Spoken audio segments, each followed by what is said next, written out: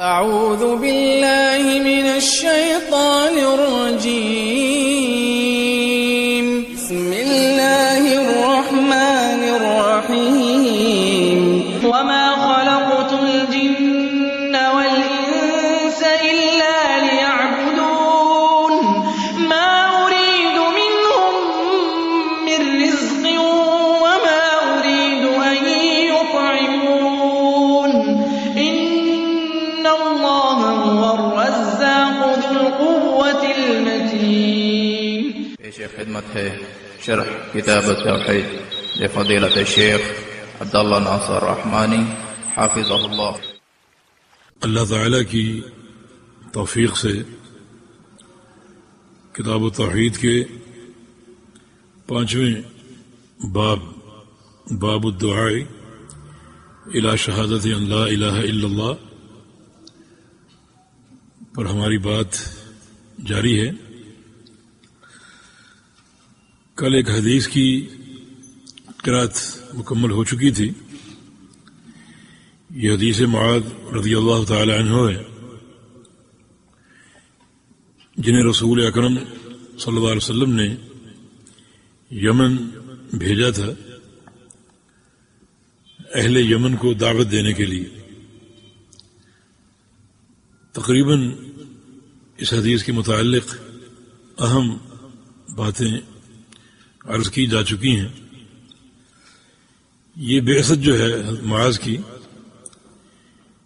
یہ 10 ہجری میں ہوئی تھی اور نبی علیہ السلام نے انہیں وہاں بھیجا اور وہاں رہنے کا حکم دیا اور جناب معاذ بن جبل رضی اللہ عنہ وہاں کافی عرصہ رہے.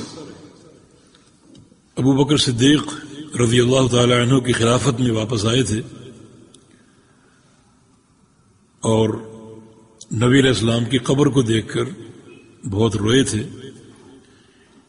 کیونکہ نبی علیہ السلام کا فرمان یاد آ گیا تھا کہ معاذ میں تمہیں بھیج رہا ہوں، ممکن ہے تم جب واپس آؤ تو تمہارا گزر میری قبر کے پاس سے ہو. تو اس فرمان کو یاد کر کے بہت روئے تھے. لیکن چونکہ مشن سامنے تھا اہل یمن کو دعوت دینے کا، لہذا اسی کو انہوں نے فوقیت دی اور وہاں ایک عرصہ گزارا. اسی دوران پیغمبر علیہ السلام کا انتقال ہوا تو جناب معاذ بن جبل رضی اللہ تعالی عنہ نے اہل یمن کو دعوت دی رسول اکرم صلی اللہ علیہ وسلم کے بتائے ہوئے منہج کے مطابق کہ سب سے پہلے توحید. اس سے یہ بات واضح ہوتی ہے کہ سب سے پہلے توحید ہے، تمام اعمال سے مقدم ہے. اور اگر توحید درست ہے تو ہر عمل قابل قبول ہے، اور اگر توحید میں کوئی خلل ہے، کوئی اضطراب ہے تو اللہ تعالیٰ کوئی نماز، روزہ اور کوئی نیکی قبول نہیں فرمائے گا. لہذا ایک مکلف کی جو سب سے اولین ضرورت ہے وہ توحید کی اصلاح کی ہے اور توحید پر توجہ دینے کی ہے. یہ حدیث معاذ کا سب سے اہم درس جو ہمیں حاصل ہوا کہ جب تک وہ لوگ توحید سیکھ نہ لیں اور سمجھ نہ لیں اس وقت تک دوسری کوئی بات نہیں کرنی، حتیٰ کہ نماز کی تعلیم بھی کب دینی ہے جب وہ توحید کو جان لے اور سمجھ لے. ایک یہ قاعدہ اس سے حاصل ہوتا ہے. امام بخاری رحمۃ اللہ علیہ نے یہ حدیث صحیح بخاری میں ذکر کی ہے کتاب التوحید ہی میں، اور اس پر باب قائم کیا، باب دعاء النبی صلی اللہ علیہ وسلم امتہ الی التوحید. اور اس سے مقصود ان کا یہ ہے کہ توحید کی دعوت نبی علیہ السلام دے چکے ہیں اور دعوت توحید کے تعلق سے جو قواعد ہیں وہ بتا چکے ہیں.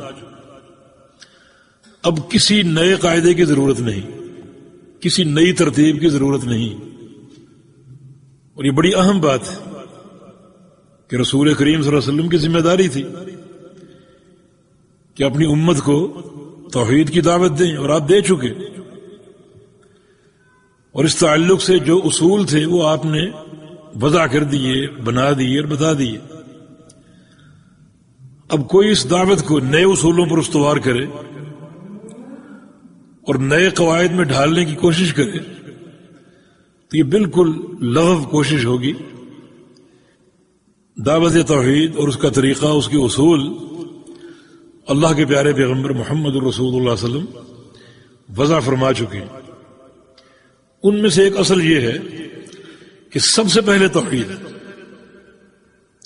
لہذا ہر قوم کو، ہر جماعت کو، ہر ملت کو اسی اہم اصل کی طرف توجہ دینی چاہیے کہ توحید کی دعوت اور توحید کو قبول کرنا سب سے مقدم ہے۔ باقی امور، باقی اعمال یہ بعد میں ہے، لیکن توحید کی دعوت اور توحید کا فہم سب سے مقدم ہے، اس کے بعد باقی امور ہے۔ تو یہ ایک اہم ترین قاعدہ جو نبی علیہ السلام کے فرمان سے اور آپ کی اس حدیث سے حاصل ہوا، اور ایک قاعدہ جو ہم بار بار اس کو دہرا بھی چکے ہیں کہ آپ صلی اللہ علیہ وسلم نے جب بھی توحید کا ذکر کیا تو نفی اور اثبات کے ساتھ ذکر کیا۔ یہ بات بار بار آتی بھی رہے گی کہ توحید ان دو عناصر کے بغیر ناقص ہے۔ توحید صرف اثبات کا نام نہیں ہے، صرف اثبات ہوگی تو اس میں غیر کی مشارکت کا امکان ہوگا۔ اگر آپ کہیں کہ زید کھڑا ہے تو آپ خبر دینے زید کھڑا ہے، اور کوئی کھڑا نہیں ہو سکتا، بہت سے لوگ کھڑے ہوں گے تو اوروں کے کھڑے ہونے کا امکان موجود ہے۔ تو صرف اس بات سے غیر کی مشارکت ممکن ہے۔ اور اگر آپ کہیں کہ صرف زید کھڑا ہے، زید کے علاوہ کوئی نہیں کھڑا، اب غیر کی مشارکت کا امکان ختم ہو گیا۔ اور یہ ہے اساس لا الہ الا اللہ، اللہ تعالی معبود حق ہے، اللہ تعالی کے علاوہ کوئی معبود حق نہیں ہے، جو ہیں وہ سب باطل ہیں۔ تو اس نفی اور اس بات کے اسلوب سے غیر کی مشارکت کو قطع کرنا، اس لیے توحید کا کوئی بھی شعبہ ہو، ربوبیت ہو، الوہیت ہو، اسماء و صفات ہو، سب کے سب نفی اور اس بات کے ساتھ۔ توحید ربوبیت میں اللہ تعالی خالق ہے، کیا معنی؟ اور کوئی خالق نہیں ہے۔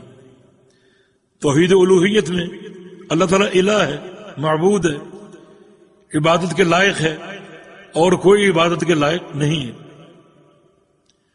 توحید اسماء و صفات میں جیسے قل هو اللہ احد، اللہ احد ہے، اتنا کافی نہیں، ساتھ یہ کہنا پڑے گا اور کوئی احد نہیں ہے۔ ان غیر کی مشارکت کے امکان کو قطع کرنا، یہ توحید قابل قبول ہے، اور یہ انبیاء و مرسلین کی دعوت ہے، اور یہ اصول بار بار آ بھی چکا اور آتا رہے گا انشاءاللہ تعالی۔ تو بہرکیف حدیث معاذ سے جو اہم ترین قاعدہ حاصل ہو رہا ہے وہ یہی ہے کہ سب سے مقدم مسئلہ توحید ہے۔ پیارے پیغمبر محمد رسول اللہ صلی اللہ علیہ وسلم جس معاشرے میں آئے، اس معاشرے میں سارے جرائم تھے، زنا، ڈاکہ، قتل و غارت گری، اور انتہائی بھیانک طریقے سے۔ صحیح بخاری میں آتا ہے کہ اس قدر زنا عام تھا کہ جو فاجرہ عورتیں تھیں اپنے گھروں میں جھنڈے لہرایا کرتی تھی، جھنڈے باندھ رکھے تھے اونچے اونچے، تاکہ دور سے نظر آئے کہ یہ بیت الدعارہ ہے۔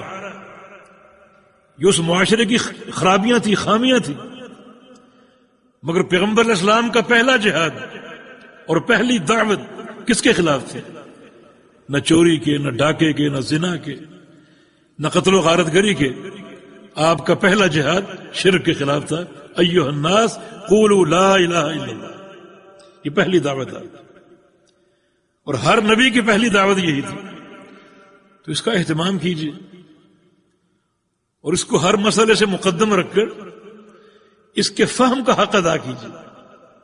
ان اصولوں کے مطابق جو اصول کتاب و سنت نے بیان کیے اور ہمیں سمجھا. وتعاونوا على البر والتقوى ولا تعاونوا على الإثم والعدوان واتقوا الله إن الله شديد العقاب.